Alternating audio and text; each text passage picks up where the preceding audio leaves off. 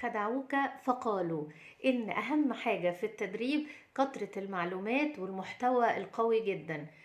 طبعا المحتوى القوي حاجة مهمة جدا، لكن الخدعة دي الحقيقة بتودينا في حتة تانية خالص وبتبعتنا نغرق في الريسيرش والبحث، ان احنا ندور على افضل المعلومات واحدثها، ويكون عندنا كم كبير ودسم جدا من المعلومات.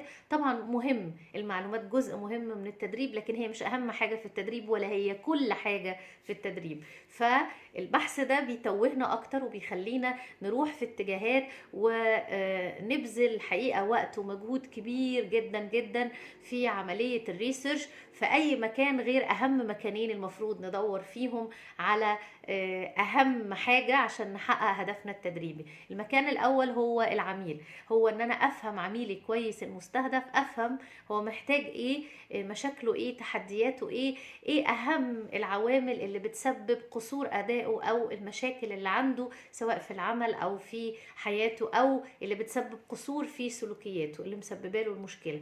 تاني مكان المفروض أدور الحقيقة فيه وابقى مركزة جدا ويبقى تركيزي عالي جدا فيه هو أنا نفسي، هو أنا هقدر إزاي أحل مشاكل العميل بتاعتي من خبراتي، من أهم مبادئي، معتقداتي، قيمي، كل الإديوكيشن بقى، التعليم والتدريب اللي أنا أخدته قبل كده، إزاي ده كله هعرف إن أنا أمزجه عشان أطلعه في منظومة ومنهجية متناغمة تساعدني إن أنا أحل مشكلة العميل بتاعي.